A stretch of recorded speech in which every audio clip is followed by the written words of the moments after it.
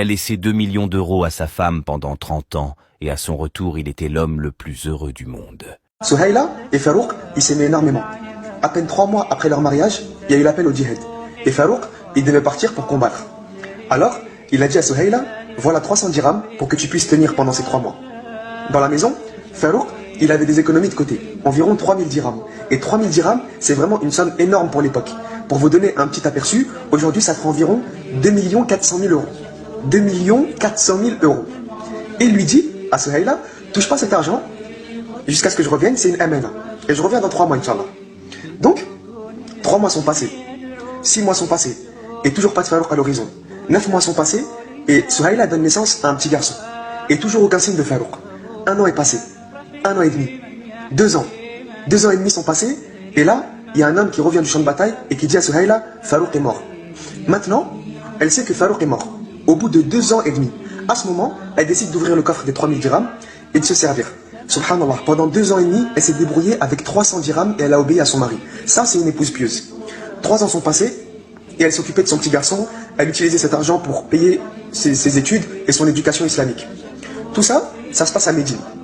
Au bout de 30 ans, Souhaïla, elle pensait toujours à Farouk parce qu'il s'aimait énormément. Elle se disait, Farouk, mon héros, il est mort en martyr, quel grand homme, etc., etc. Et quand il était parti pour le djihad, il s'est retourné 2 fois pour la regarder. Et là, Souhaïla, elle l'a poussé en dehors de la maison et elle lui a dit, crains Allah, va chercher le paradis, ne t'inquiète pas pour moi, je te retrouverai là-bas, Inch'Allah. Elle l'a poussé en dehors de la maison. Et il est parti. Regarde le genre de femme, subhanallah. Donc, 30 ans après, imaginez Médine. On s'envole de Médine. Google Maps, on parcourt la terre à l'autre bout du monde et on arrive aux frontières de la Chine. Dans les campements musulmans qui défendaient le pays. En plein milieu de la nuit, les soldats musulmans dorment et parmi eux, un homme qui monte la garde. Cet homme, il regarde le ciel, les étoiles, il se met dans une ambiance romantique et il commence à réfléchir. Et il se rappelle d'une femme qu'il avait, une femme qu'il aimait énormément. Alors, il commence à se demander comment elle va, qu'est-ce qui s'est passé, est-ce qu'elle s'est remariée, est-ce qu'elle est morte, est-ce qu'elle est partie vivre dans un autre pays, etc., etc. Et il commence à devenir fou. 30 ans de djihad, à défendre les musulmans, à se battre pour Allah, et il était toujours vivant, subhanallah. Et cet homme, au bout du monde, sur les frontières de la Chine, c'était qui? C'était Farouk. Il était toujours vivant. Quand il a goûté au djihad, il ne pouvait plus s'arrêter de combattre pour Allah, ça y est. Donc, il ne pouvait plus retourner chez lui. À l'autre bout du monde, il commence à penser à Souhaïla. Il commence à devenir fou à force de penser, de se poser 1 milliard de questions. Ma femme ceci, ma femme cela, imagine ci, imagine ça, c'en était trop. Le matin, il va voir son commandant. Il prend sa permission pour retourner à Médine, il monte sur son cheval et il galope, il galope, il galope comme le vent. Imagine, subhanallah, de la Chine, il est parti de la Chine. Plus il s'approche de Médine, plus son cœur y bat. Plus il s'approche de Médine, plus il se pose des questions qui le rendent fou. Et il galope, il passe par les Perses, il prend des routes, des chemins, il remonte l'Irak, il continue, et il s'approche de plus en plus de Médine. Et là il se dit, et si elle était morte? Si elle s'était remariée? Alors il accélère encore plus. Ça y est, il arrive enfin à Médine, il va enfin pouvoir voir sa femme. Mais avant de devenir fou, à cause de l'amour qu'il éprouvait pour sa femme, il s'est rappelé la sunna du prophète car c'était un homme pieux avant tout. Il décide d'aller donc prier ses 2 unités de prière à la mosquée du prophète car il revient d'un voyage, et c'est la sunna. Donc, il prie ses 2 unités de prière et il voit que c'est bientôt l'heure du Asr. Donc, il décide d'attendre l'Adhan, de prier l'Asr et de rentrer chez lui. Pendant qu'il attend l'Adhan, il voit dans la mosquée plein de savants de Médine, avec du monde assis autour d'eux dans chaque coin de la mosquée. Dans chaque coin de la mosquée, il y avait un savant qui donnait des cours.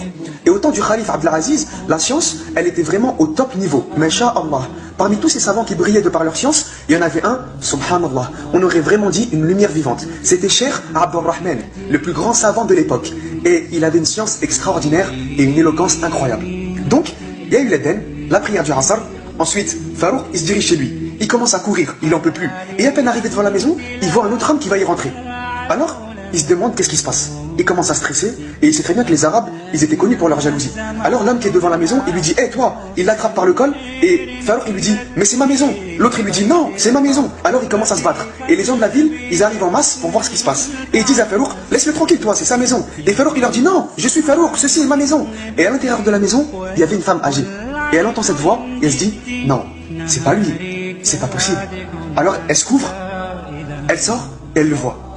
Et elle dit, laissez-le tranquille. C'est Farouk, c'est mon mari. Il était parti au djihad il y a 30 ans et il vient à peine de rentrer. Alors les gens ont commencé à pleurer parce qu'ils réalisaient ce qui est en train de se passer. Et Farouk et Souhaïla, ils se sont jetés dans les bras l'un de l'autre, puis ils sont rentrés à l'intérieur. Ils ont pleuré, discuté, rigolé. 30 ans d'absence, t'imagines? Il y en avait des choses à se dire. Et Souhaïla, il lui dit, oh Farouk, je suis plus aussi belle et jeune qu'avant. Et Farouk, il lui dit, pour moi, tu es toujours la plus belle femme du monde. Pourquoi? Parce qu'il avait aimé sa piété et non sa beauté.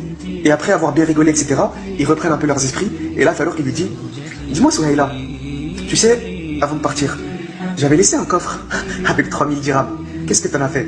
2 millions d'euros. T'imagines? Tu les oublies pas comme ça, 2 millions d'euros. Alors Souhaïla, elle lui dit, Farouk, est-ce que tu es parti à la mosquée? Et elle savait très bien que Farouk il était parti à la mosquée parce qu'elle connaissait son mari et elle savait que son mari c'était un homme pieux. Et Farouk il lui dit, oui, pourquoi? Alors elle lui dit, t'as pas remarqué quelque chose de nouveau depuis ton départ? Il lui dit, si, la mosquée, subhanallah, elle est remplie de savants incroyables. Les temps ont changé, la science s'est vraiment répandue. Et Souhaïla il lui dit, t'as remarqué un savant en particulier? Il lui dit, bien sûr, il rayonnait de lumière parmi tous les savants, c'était le plus lumineux. Alors elle lui dit, qu'est-ce que tu donnerais pour être cet homme? Il lui dit, je donnerais n'importe quoi pour avoir autant de science que lui. Et elle lui dit, tu donnerais même 3000 dirhams pour ça? Il lui dit, oui, sans hésiter. Alors elle lui dit, et si c'était ton fils, tu donnerais autant? Il lui dit, je donnerais même plus. Alors elle lui dit, c'est ton fils, Abdurrahman. Son fils était le plus grand savant de Médine, parce que sa mère, elle avait dépensé la totalité des 3000 dirhams pour l'éducation religieuse de son fils. 2 millions d'euros. Au lieu d'aller faire les marchés et se faire plaisir bien comme il faut, elle a décidé d'investir dans l'éducation de son fils. 2 millions d'euros. Et nous, qu'est-ce qu'on a dépensé pour l'islam aujourd'hui? Rien. Après ça, Farouk, il est devenu fou. Il est sorti en criant partout, Cheikh Abdurrahman est mon fils! Cheikh Abdurrahman est mon fils! Je suis Farouk! Où est Cheikh Abdurrahman? Et quand Abdurrahman il lui a dit, je suis Cheikh Abdurrahman, Farouk, il s'est rendu compte que son fils, c'était qui? C'était l'homme avec qui il est en train de se battre devant la maison. Subhanallah. Ils se sont pris dans les bras et ils se sont embrassés. Alors bien sûr, tout le monde n'arrêtait pas de pleurer à cause de l'émotion. Et il y avait un homme dans la foule qui pleurait aussi. Et cet homme, il avait tenté de séparer Farouk et son fils au début quand ils se battaient devant la maison. Cet homme, c'était qui?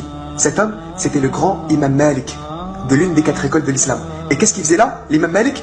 Eh ben, l'Imam Malik, en plein milieu de cette foule, c'était l'élève du Cheikh Abdurrahman, le fils de Farouk.